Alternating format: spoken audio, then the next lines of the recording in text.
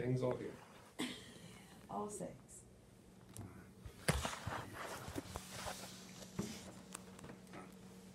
Is the baby there? Yes. Yes, the baby's here.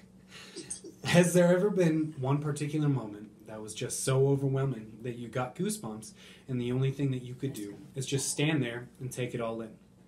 Hi, my name is Sergeant Brad Plehn. I'm an active duty Marine currently stationed near Washington, D.C.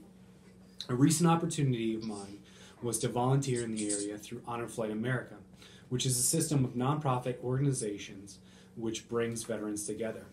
Standing in front of someone in uniform normally isn't a big deal, but when guys who wore the same uniform get out of their uniforms to stand up, get out of their wheelchairs to stand up and shake your hand, it changes your perspective.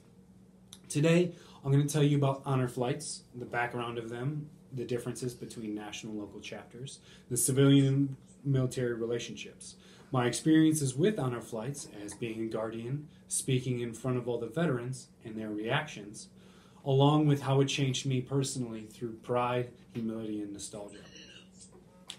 First of all, honor flights brings veterans of either World War II, the Korean War, or terminally ill Vietnam War veterans from all over the United States to Washington, D.C.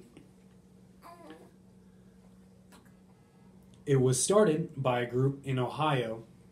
It was started by a group of volunteers in Ohio who wanted to bring some of the local World War II veterans out to see the World War II memorial after it was finished being built.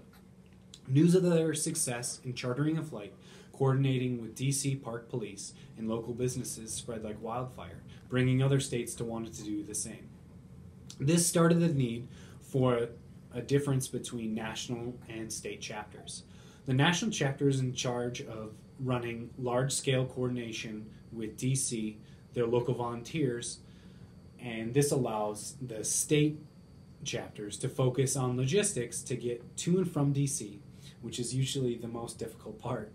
Most of the veterans are now in their 70s and 80s, which requires a lot of medical attention throughout the day. The inherent gap between the veterans and the volunteers is that most of the volunteers are civilians. They understand the idea of what went on, why they wanted to show these guys the memorials, but there's sometimes a lot of breakdowns in between them and the veterans. Unsure of how to deal with their emotions, especially after decades of bottling them up, they weren't sure exactly what to do. The answer seemed to be for the National DC chapter to enlist local military members to come out and volunteer in uniform. These guys would see men and women in uniform and open up. They would tell stories that they haven't relived since they happened. Personally, I was asked to come out in uniform and greet the veterans, come out as they came out of the plane, then stay with them throughout the day as they visited the different memorials, and then ending the day as they boarded the plane to go back home. When I first came out, when the veterans first came out, people cheered, and a band was playing Stars and Stripes Forever. With all the excitement, I got goosebumps. When the first veteran saw me in uniform, he locked eyes with me, walked straight towards me, and shook my hand and told me thank you. It threw me off because wasn't it me who should be thanking him? As the day continued, we traveled from memorial to memorial, and I was able to tell these guys different facts about the area, memorials, and their specific services as they're being represented. They would listen closely and then thank me again once I finished telling them the story. There was again, why were they thanking me? At the end of each flight, there's a ceremonial dinner at a nearby hotel's conference center, allowing people to stand up and talk about their chapter, how many veterans they've helped, and their future goals. On my first trip, I was asked to speak about how the trip affected me and my feelings about it. It only took me a few seconds before I realized what I wanted to say. I wanted to talk about why I even volunteered to go out in the first place. My grandfathers both served, one in the Navy during World War II and the other in the Army during the Korean War. But both of them had passed away prior to me going to boot camp. When I first heard about honor flights, it was a way for me to get my grandfathers back. I could go out and tell them stories I never had the chance to tell them. I could tell them how they were represented in the different memorials. I could stand tall with them and feel their presence just one more time. I ended my speech with a statement about how I felt the current generation measured up to theirs.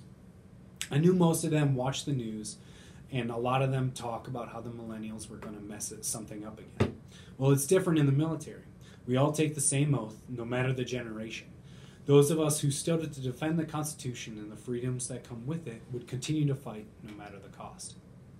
I expected to quickly slip off the stage once I finished, but all the veterans erupted, cheering and clapping. Guys in wheelchairs stopped me so they could stand up and shake my hand. Again, why was I the one being thanked? As I sat in my chair, once I had finished, I tried to figure out why the reaction was so powerful. What had moved these veterans, who had done far more than I ever could imagine, to stand up and consistently thank me? And then it hit me. How could I be so blind not to see it before, especially after being a leader and a mentor to so many others? They were proud of me. These guys didn't know me from Adam, but they were proud that I could come out and represent them well. It brought up a well of emotions I hadn't felt since my graduation day at boot camp. I was so proud of them, the Marine Corps, and the bond that we shared, and I was proud of myself as well. Although I haven't done much, what I have done, I've completed thoroughly and to the best of my abilities. However, this experience also made me humble. All these veterans, no matter what they had done in the service, took time to come and shake my hand. They didn't rest on the laurels of their accomplishments, so it reminded me that I can't either. Remembering that day helps me focus on getting better every day, to not assume yesterday's victories will lead to finishing tomorrow's goals. Lastly, it made me feel nostalgic. Although I was very happy to be there, and it was an amazing experience to be with the veterans, it made me miss my grandfathers. I remember times where they had congratulated me on doing well, and each handshake with a veteran was that moment between us again. A brief spike of electricity, allowing my love for them to bridge both time and space. Sometimes, a life-changing experience isn't something you'd expect it to be. A simple handshake with a man that reminds you of your late grandfather can have remarkable lasting impact on your outlook on life.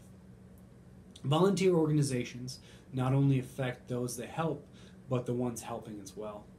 For me, honor flights allowed me an experience of a lifetime, giving me pride for my service, humility for my actions, and nostalgia for my family. Thank you for coming out and allowing me to speak today.